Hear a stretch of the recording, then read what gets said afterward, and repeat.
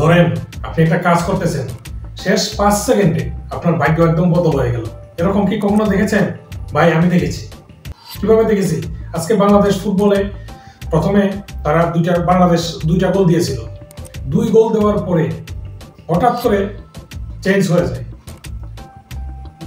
নেপাল 2 গোল খাওয়ার পরে তারপরে নেপালও কিন্তু 2 গোল বাংলাদেশকে দিয়ে দেয়। কিন্তু বাংলাদেশকে দেওয়ার পরে আমরা তো সবাই ভেবে নিয়েছি বা ধরে নিয়েছি যেভাবে যে বাংলাদেশ মনে হয় এক সময় ভেবেছিলাম যে 2 গোল দেওয়ার পরে ভেবেছিলাম বাংলাদেশ হয়তো হেরে যেতে পারে। কিন্তু পরবর্তীতে ভাবলাম যেহেতু শেষ সময় এসেছে তখন তো ড্র হওয়ারই কথা, তাই না? কিন্তু সব হঠাৎ করে মানে লাস্ট 5 সেকেন্ডে তৃষ্ণা রানী গোল দিয়ে দিছে।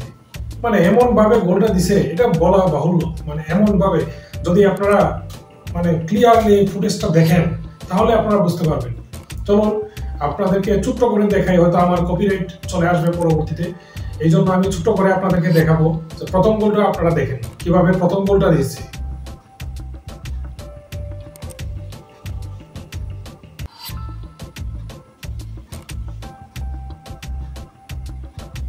দ্বিতীয় গোলটা আপনারা দেখেন কিভাবে দ্বিতীয় গোলটা বাংলাদেশ দিয়েছিল।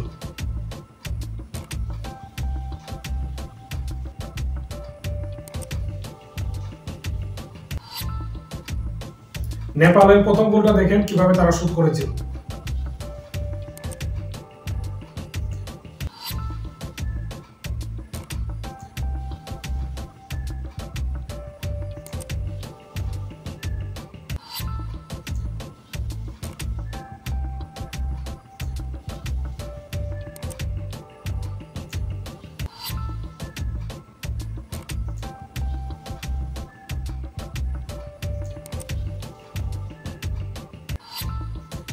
নেপালের দ্বিতীয় গোলটা দেখেন কিভাবে তারা শুট করেছিল আর কিভাবে উল্লাসে মেতে পড়ছিল সবাই।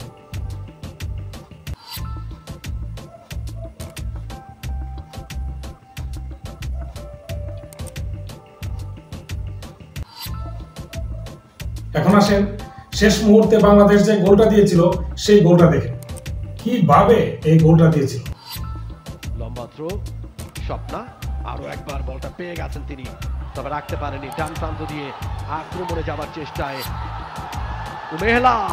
উমেলা ভালো জায়গায়, ভালো মাইনাস, গোলের সম্ভাবনা। শ্রীমতী তৃষ্ণা রানী সরকার অবশেষে গোলের দেখা পেলেন। 3-2 গোলে এগিয়ে গেল বাংলাদেশ। বাঁধ ভাঙা উচ্ছ্বাস দর্শকদের। কিন্তু দুঃখের বিষয় হলো বাংলাদেশ এই গোল দেওয়ার পরে, এটা যেহেতু সাফের কাপ, তাই নেপালের যত ফুটবলার রয়েছে সবাই কেঁদেছেন।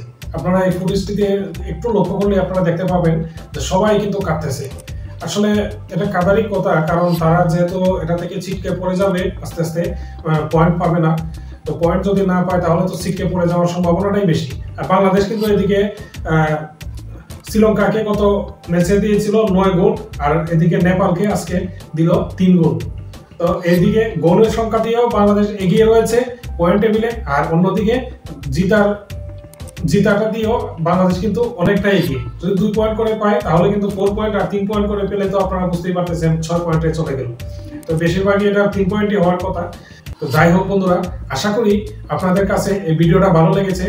ফুল হাইলাইটস আমি দেখাতে পারছি না কারণ আমার কপিরাইট চলে আসতে পারে, এই জন্য দুঃখিত। তো আপনাদেরকে এই জিনিসটা আমি শোনানোর প্রয়োজন ছিল মনে করলাম, তাই বললাম।